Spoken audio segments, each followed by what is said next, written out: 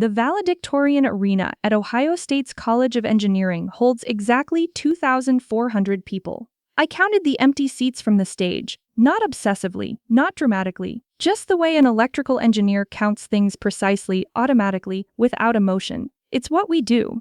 We measure, we calculate, we verify. I counted them because I needed something to do with my hands while the dean called my name and I crossed that stage alone, while camera flashes from other families lit up the rows around me. While a woman in the third row sobbed into her husband's shoulder because her son had just shaken the dean's hand, and the sound of her crying was the loudest thing in that room for a moment. I counted empty seats because if I thought about anything else, if I thought about the chairs I'd reserved in row F with little handwritten name cards, chairs that had been empty since the ceremony began, I would have stopped walking. My name is Patrick Holloway. I'm 38 years old, a lead electrical engineer at a mid-sized firm in Columbus, Ohio. And as of that Saturday afternoon in May, I held a master's degree in electrical systems engineering that had taken me 4 years of night school, weekend labs, and silent sacrifices to earn.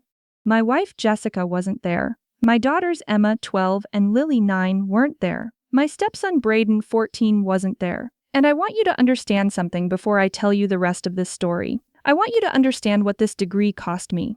Because when people hear night school, they picture something manageable. A Tuesday evening class, a weekend study group, something you fit around your life. That is not what this was. This degree cost me every Saturday morning for 4 years while my daughters played soccer, and I sat in a lecture hall in Columbus with a thermos of cold coffee, reviewing power grid theory. It cost me every Christmas break except one, because finals always landed in December, and I was always behind because full-time engineering work doesn't pause for academic calendars. It cost me the fishing trip my father-in-law invited me on twice before he stopped asking. It cost me sleep, weekends, date nights, and what felt like a year of my life compressed into 4. Jessica knew this. She had always known this. She was there when I enrolled.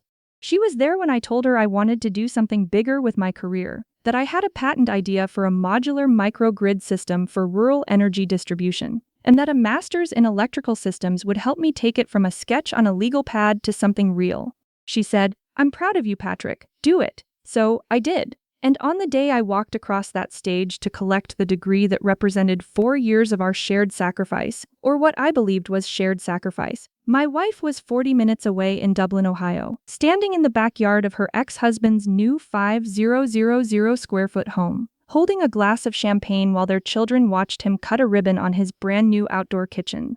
I didn't know that yet when I crossed the stage. I found out when I walked off it. Before I tell you what happened next, I need you to hit that subscribe button and leave a comment below. I want to know, have you ever sacrificed years of your life for something only to find out the people closest to you weren't taking it seriously? Drop it in the comments, because what I'm about to tell you is going to make you feel things, and I want to hear from you. I need to go back 3 years, because none of this makes sense without context. Jessica and I met at a barbecue in Westerville when I was 32 and she was 30. She'd been divorced for 2 years from a man named Todd Barfield, who at the time ran a mid-size commercial real estate firm in Columbus. Todd and Jessica had 2 children together, Braden and Lily. Emma was mine from a previous relationship. Her mother passed away when Emma was 4, which meant I was raising Emma alone when Jessica and I met. I want to be honest about Todd because the story requires it. Todd is not a villain in the way you might expect. He is charming.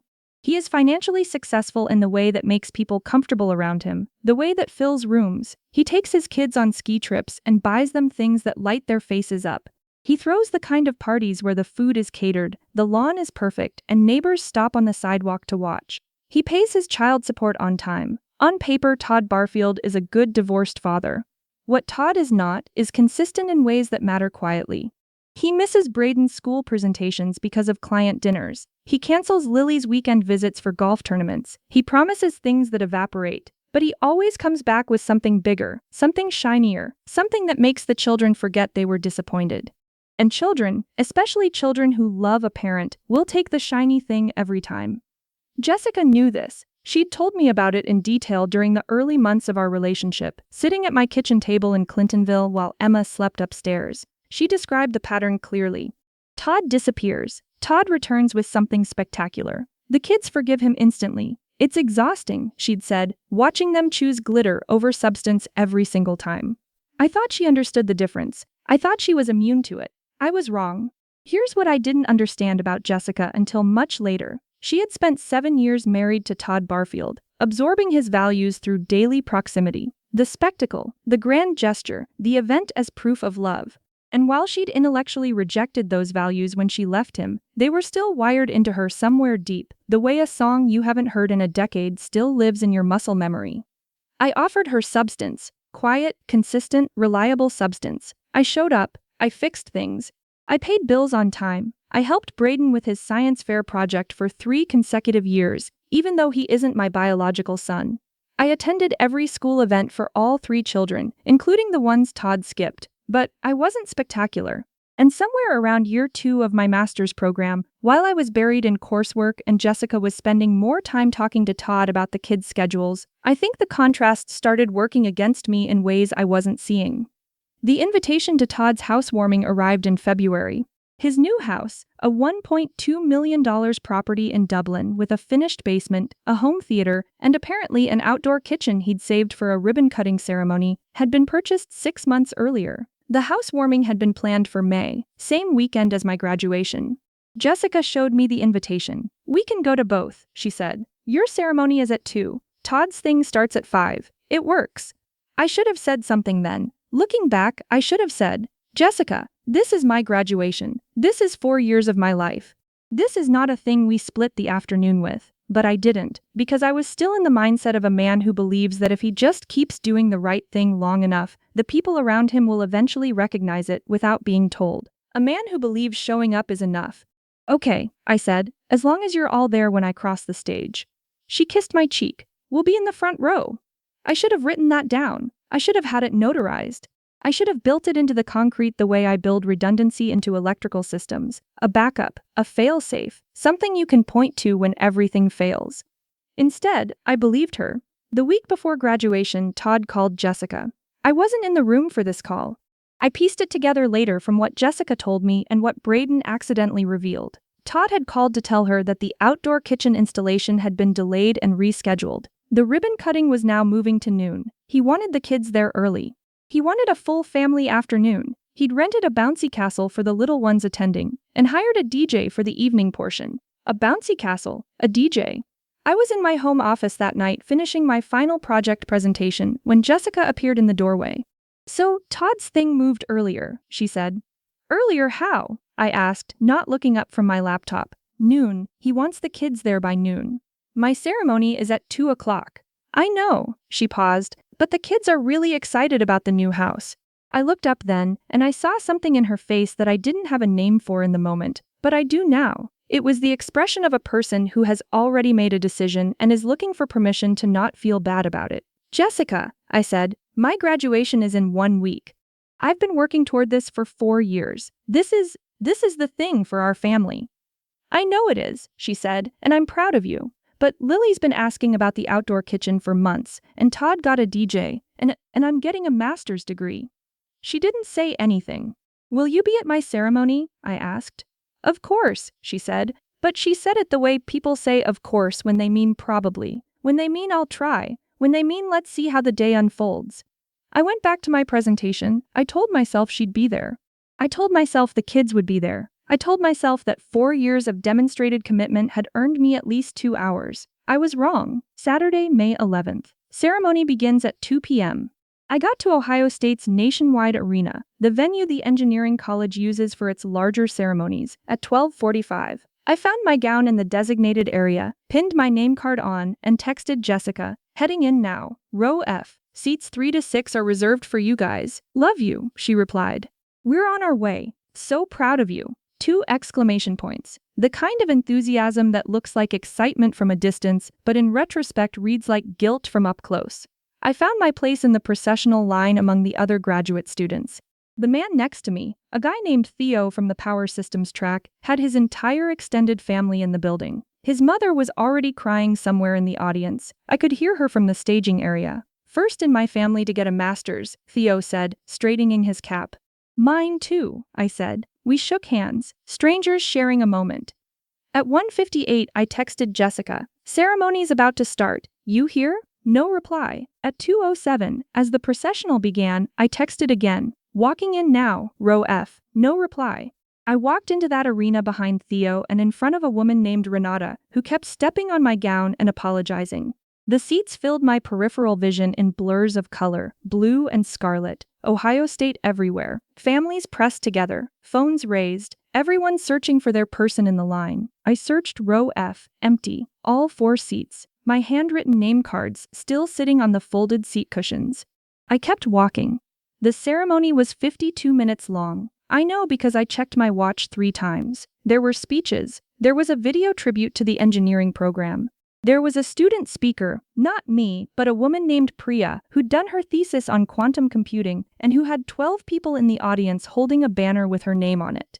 When the dean called my name, I stood up, walked across the stage, shook his hand, took my diploma case, and smiled for the photographer the way you're supposed to. Row F was still empty.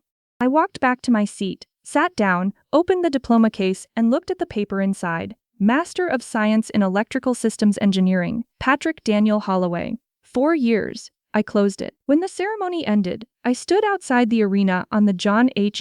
Herrick Drive sidewalk in my gown, while other families swarmed around me. Theo's mother had stopped crying and started taking photographs. A father I didn't know was lifting his son off the ground in a hug that looked like it could break a rib. My phone buzzed. One text from Jessica. We need to talk. Call me urgently. Then I saw the missed calls. While my phone was silenced during the ceremony, she had called 9 times, then again after the ceremony. By the time I stood on that sidewalk, I counted 95 missed calls. I stood there in my gown, diploma case under my arm, watching Theo's mother kiss his cheek for the 14th time, and I looked at the number 95 on my screen. Something shifted in my chest. Not rage, not grief, something quieter and more deliberate than either of those things. I didn't call her back. Not right away. Instead, I went to Murphy's, a bar and grill on North High Street I'd been going to since my first semester.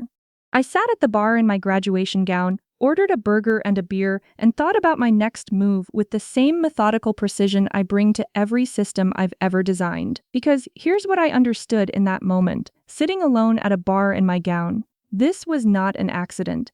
This was not a scheduling mishap. This was the result of a slow, invisible accumulation of decisions that had been made by Jessica, by Todd, by the children, in which my graduation was not valued the way Todd's housewarming was valued. And I needed to understand exactly why before I did anything. I ate my burger, I read my diploma, I let the 95 missed calls sit unanswered, and I started to plan. I called her back at 6:47 p.m. Patrick! She picked up on the first ring. Her voice had the texture of someone who had been crying for hours and had run out of tears and was now just hollow. I am so sorry. I need you to know, where are you? I am at Murphy's, I said. Where are you? We're at Todd's. We've been here since noon. I kept trying to call you, but your phone was off during the ceremony and then time just got away. And what time did you leave the house? I asked. A pause. 11. The ceremony was at 2. I know. Dublin is 22 minutes from Nationwide Arena. I know, Patrick. So, between 11 o'clock and 2 o'clock, you had 3 hours and you chose not to come. She started to cry. The kind of crying that is genuine, but is also, if you've known someone long enough, slightly performative. Jessica cried the way she did everything, with presence and feeling. But I had learned slowly to distinguish between her grief and her management of my reaction to her grief. The kids were having such a good time, she said, and I kept thinking we'd leave in just a few more minutes, and then Todd fired up the new grill, and the kids didn't want to go, and you didn't want to go either, I said. She didn't answer that. Come home, I said. We'll talk when you get here. Are you angry? I thought about the empty seats, the handwritten name cards, Theo's mother with her banner, the 95 missed calls I'd stared at while a bartender on North High Street asked if I was celebrating something in that gown. I'm not angry, I said, and I meant it. Come home. She arrived at 8:15 with all 3 children who were sunburned and full and happy in the way children are when they've had an unexpectedly perfect day. Emma ran to me first. Emma, who is 12 and sharp in the way that girls raised without mothers often are, who had noticed things about the situation before anyone told her to notice them. Dad, she said, hugging me hard around the waist, I wanted to be there. Mom said we were going, but then... I know, I said. It's okay, Em. It wasn't okay. But Emma was 12, and she was not the problem. Brayden and Lily followed, both of them slightly sheepish in the way children are when they know something has gone wrong, but don't fully understand their own role in it. Congrats, Patrick, Braden said. He's 14 and trying very hard to be a man. I appreciated the effort. Thank you, bud. Jessica stood in the doorway last. She looked beautiful in the way she always does, and exhausted in the way guilty people often are. She was holding the remains of what looked like a takeout bag from a restaurant near Todd's house. I sent the kids upstairs to shower and change. I sat across from Jessica at the kitchen table, the same kitchen table I'd built from a kit 2 years ago on a Saturday morning when I was supposed to be studying because Lily had asked for a bigger table for family dinners. And I looked at my wife. Tell me everything, I said. From 11 this morning, all of it, she told me. It was worse than I expected. She'd known when they left the house at 11 o'clock that leaving at 11 o'clock made it essentially impossible to attend my graduation. Dublinn to the venue, parking, finding seats. Even with a clean run, they would have arrived during the processional at best. She'd made a calculation, standing in Todd's driveway, watching the kids squeal over his new outdoor kitchen, and the calculation had come out wrong. I kept thinking I'd pull them away, she said. But every time I tried, Todd had something else lined up. The food, the DJ, the neighbor's kids showing up. Did Todd know about my graduation? I asked. A longer pause this time. I mentioned it. What did he say? She looked at her hands. He said that he was sorry, but he'd already paid the deposits and the kids had been so excited and that you'd understand. You'd understand. I let that sit between us for a moment. I have something I need to show you, I said. I went to my office and came back with 2 folders. One contained the documentation for the patent application I'd filed 6 weeks earlier on my modular microgrid system, the thing I'd been developing in parallel with my coursework, the thing that had kept me up on nights when everything else felt pointless. I'd been in quiet conversation with an energy infrastructure firm out of Cincinnati, Aldrich Energy Solutions, who had expressed serious interest in licensing the technology. The second folder contained paperwork for a new bank account I'd opened 3 months earlier. Not hidden, not secret, but separate. The kind of financial preparation a man makes when he's not entirely sure his marriage is going in the direction he hoped, but isn't ready to say that out loud. I laid both folders on the kitchen table. This is the patent, I said. It's been filed. Aldrich is offering a licensing deal. The terms are still being negotiated, but the initial estimate is somewhere between $180,000 and $250,000 in the first contract year. Jessica's expression changed. The guilt shifted into something more complicated. And this, I said, opening the second folder, is documentation of where I stand financially, separately from our joint accounts. The master's is finished. The patent is filed. And I've spent the last 4 months thinking about what I want my life to look like, because I've been so buried in trying to build something for this family that I forgot to ask whether this family was building toward the same thing. Patrick, I'm not done. My voice was even. That's the thing about being an engineer in a moment of crisis. You default to systems thinking. Identify the failure point, trace it back, fix it or replace it. I need to ask you something, and I need you to answer honestly. Of course. If Todd had thrown this party on a day that didn't conflict with my graduation, if the scheduling had been different, would today have felt different to you? Or is the problem that somewhere along the way, what I'm doing started to feel less important than what Todd is doing? The silence was its own answer. Jessica started to cry again, but this time I recognized it as real grief, not management. She pressed her hands over her face and sat there for a long moment. I don't know how it happened, she finally said. I love you, you know I do. But you've been gone for 4 years, Patrick. Not physically, I know you were here, but you were always somewhere else. Always studying, always at the lab, always on your phone with those engineers from Cincinnati. And Todd shows up. He's loud about it, he makes an event out of it. And the kids respond to that. And she stopped. You respond to it too, I said. She didn't deny it. I'm going to go stay at my brother's for a few days, I said. Not because I'm done, but because I need to think. And I can't think clearly in a house where I'm managing everyone's feelings about this. I need time to figure out what I actually want. Please don't go, she said. I'm not leaving, I said. I'm pausing. I packed a bag. I hugged Emma and told her I loved her. I told Braden and Lily the same. I drove to my brother Neil's house in Bexley, where I'd arranged to stay without explaining why. Just told him I needed a few nights. Neil is 42, works in logistics, and has the particular gift of not asking questions until you're ready to answer them. He put a cold beer on the coffee table, turned on a baseball game, and left me alone. I sat there and thought, Here's what I understood by the end of that first night. The graduation was a symptom, not the disease. The disease had been growing for years, invisible the way a wiring fault is invisible until something catches fire. It was the way Jessica spoke about Todd with an unconscious warmth she'd slowly stopped using with me. It was the way the kids mentioned his name like a weather system, unavoidable, impressive, something you plan around. It was the way my accomplishments, the degree, the patent, the quiet years of sustained effort had become background noise, while Todd's spectacles remained foreground. I'd been building, he'd been performing. And in a house with 3 children who learned what to value by watching the adults around them, the performer had won. I didn't blame the kids. I didn't even fully blame Jessica. I blamed the system, the invisible architecture of values that gets built inside a family over time, where consistent love gets mistaken for unremarkable love, and where the man who rents the bouncy castle starts to seem more significant than the man who sits at the kitchen table at midnight working towards something real. But here's the thing about being an engineer in a moment of quiet clarity. You don't just identify the failure point, you redesign the system. And I was done being background noise. On Monday morning, 2 days after graduation, I called Jeffrey Aldrich at Aldrich Energy Solutions in Cincinnati. "Patrick," he said warmly, "congratulations on finishing the degree. Big weekend for you." "It was," I said. "I want to move on the licensing agreement. The terms you proposed last month. I want to countersign and move forward." A pause of pleased surprise. "That's great news. I'll have our legal team circulate the revised terms today. Can you come to Cincinnati Thursday?" "I'll be there." I'd been slow walking the deal for months, uncertain about timing, uncertain about what a licensing agreement meant for my family's financial picture during a period of transition. I was no longer uncertain. Thursday, I drove to Cincinnati to Aldrich's offices on East 4th Street, overlooking the Ohio River, and I signed the initial framework of the most significant professional achievement of my life. The deal was for a 5-year licensing arrangement on my microgrid patent, with Aldrich holding exclusive rights to commercial deployment for the first 3 years. The signing bonus alone, $85,000, would hit my account within 30 days.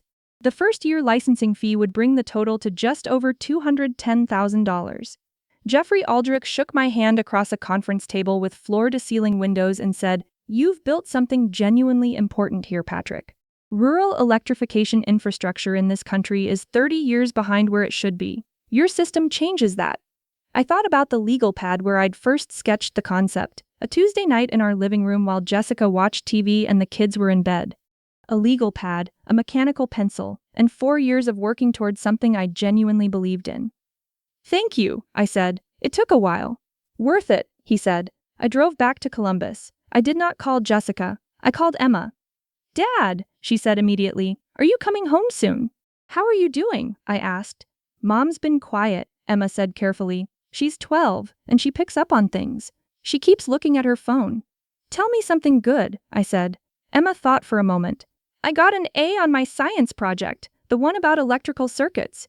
I smiled so wide it felt like my face would split. "Of course you did. I was thinking about you when I did it." "I know," I said. "I'll be home this weekend. We'll celebrate." I came home on Saturday. I didn't come home loudly. I didn't come home with declarations or ultimatums. I came home the same way I'd been doing everything for 4 years, quietly, consistently, with a clear plan. I sat Jessica down and I laid everything on the table, not the anger that had burned off in the 4 days I'd spent at Neil's. What I laid down was the truth. I told her I understood what had happened. I told her I understood the pull of Todd's world, the spectacle of it, the way it rewarded the children with joy in visible, immediate ways. I told her I understood that 4 years of watching me disappear into coursework had created a version of our marriage where she was, in many ways, doing it alone. And then I told her what had changed. "The degree is finished," I said. "The patent is signed. I'm going to have more time, more presence, and more resources than at any point since we've been together. The question is whether you want to be here for it." Jessica looked at me for a long time. "I want to be here," she said. "I need something from you," I said. "Not an apology. I need you to see me the way you saw me when we first met, when you told me the difference between substance and glitter. I need you to choose substance consistently, every time." "I know," she whispered. "I know I didn't. I'm sorry." "I'm not asking you to be sorry," I said. "I'm asking you to decide." She reached across the table and took my hand. "I decide you," she said. "I always did. I just got lost." I left her hand there for a moment before squeezing it. Then we rebuild, I said. Here's what came next, and I want you to understand it clearly, because it's the part of this story that people expect to look one way, and it actually looks another. Revenge, in the way I understand it, is not a confrontation. It's not a scene. It's not calling Todd Barfield and explaining to him what he cost me. It's not making Jessica choose publicly or humiliating anyone at a dinner table. Revenge, the way an engineer understands it, is results. In October, 5 months after graduation, Aldrich Energy Solutions presented my microgrid system at the National Rural Electrification Conference in Nashville. My name was on the presentation. My patent was cited in 3 separate research papers published that quarter. Jeffrey Aldrich gave a keynote in which he described the system as the most viable solution to distributed rural power infrastructure I've encountered in 20 years in this industry. The Columbus Dispatch ran a short piece on Columbus area innovators. I was in it. My firm, where I'd been a lead engineer for 6 years without particular distinction, offered me a vice president of engineering role after the coverage. I negotiated instead for a part-time consulting arrangement that let me focus on developing a second patent while maintaining an income. Todd Barfield, who had built a real estate business on leveraged commercial properties, ran headfirst into the interest rate environment that destroyed highly leveraged commercial portfolios. By December, he had sold the Dublinn house. The outdoor kitchen went with it. I don't know where he moved, and I didn't ask. Braden told me about it one evening while we were working on a school project in the kitchen. He mentioned it the way teenagers mention things they're still processing sideways, without looking at you. Dad sold the house, Braden said. He's in an apartment now in Worthington. I heard, I said. The DJ was cool though, he said. Then, after a moment, I wish I'd been at your graduation. I looked at my stepson, 14 years old, trying to be a man, figuring out what kind of man to try to be. You know what? I said. Aldrich has a lab tour coming up in March. They want to show the system to some engineering students. You want to come? His face did something that reminded me of Emma when she'd told me about that particular brand of genuine, uncomplicated happiness that children show when someone invites them into a world they didn't know existed. Yeah, he said, I really do. Emma came to Cincinnati with me in March for the lab tour. So did Lily, so did Braden. Jessica came too, carrying a thermos of coffee and holding my hand in the parking lot of Aldrich's facility. As we waited for the doors to open, a young engineer from Aldrich's team walked the kids through the model installation they'd built to demonstrate the system. He showed them how a single microgrid hub could power 12 rural homes with a combination of solar input and stored battery capacity. He showed them the fail-safes, the redundancy systems, the way the design accounted for grid fluctuations and weather events. Who invented this? Lily asked. The young engineer pointed at me. Lily turned and looked at me the way 9-year-olds look at someone when they've just recalibrated their understanding of who that person is. That's your dad, the engineer said. I know who he is, Lily said. I'm just seeing him differently. I don't have children of my own. Emma came to me through loss, and Braden and Lily came to me through marriage. But I can tell you that in 20 years of professional life, in 4 years of graduate school, in every hour I sat at a lab bench or a kitchen table with a mechanical pencil and a legal pad, I have never felt more seen than I did in that moment by a 9-year-old in a Cincinnati engineering lab, standing in front of a model of something I built from nothing. Jessica and I went to couples counseling. I want to say that clearly because I think people romanticize the idea of a marriage surviving a rupture through some grand declaration, some moment of clarity, some single conversation that heals everything. That is not how it works.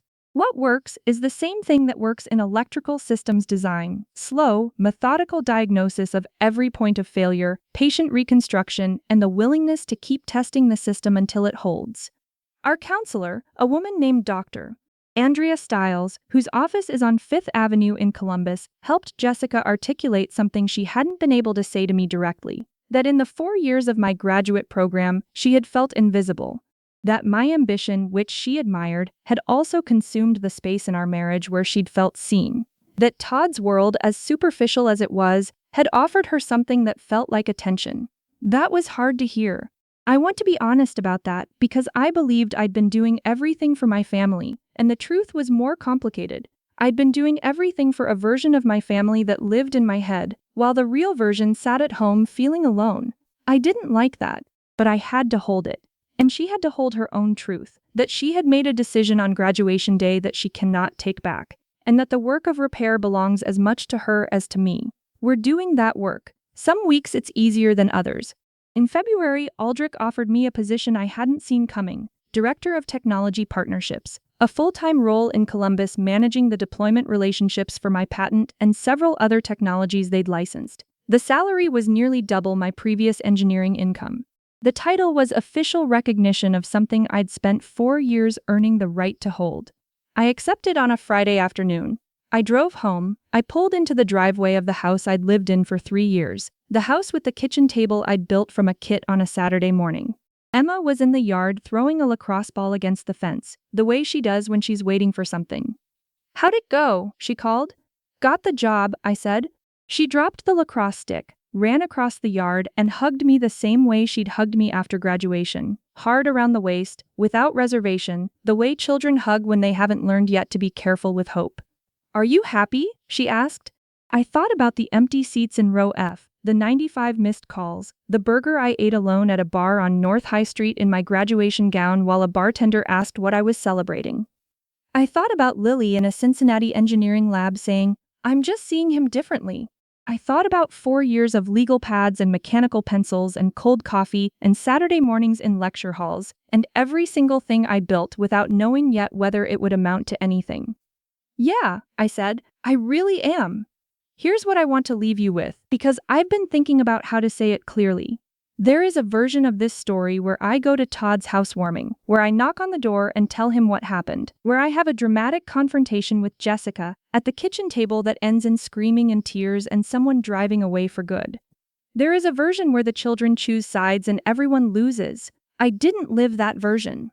I lived the version where a man takes 4 days at his brother's house and a burger at a bar on North High Street to get very clear about who he is, what he's built, and what he refuses to lose, including eventually his marriage, on terms that required both of them to be honest. The revenge I got was not against Todd Barfield. He built a beautiful house and then lost it. That happened to him independent of anything I did. I didn't cause it. I didn't celebrate it. The revenge I got was against the version of myself who believed that doing the right thing quietly, indefinitely, without ever demanding to be seen, was a sustainable way to live. That version of Patrick Holloway walked across a stage alone, drove to a bar, ate a burger in a graduation gown, and then spent 4 days thinking. The version that came out the other side signed a patent licensing deal, became director of technology partnerships, and stood in a Cincinnati engineering lab while a 9-year-old girl decided to see him differently. Those are not the same man. My name is Patrick Holloway. I'm 38 years old. I'm a lead electrical engineer, a patent holder, and a director of technology partnerships at Patrickk Energy Solutions in Columbus, Ohio. Nobody from my family came to my graduation, and what I built afterward changed everything.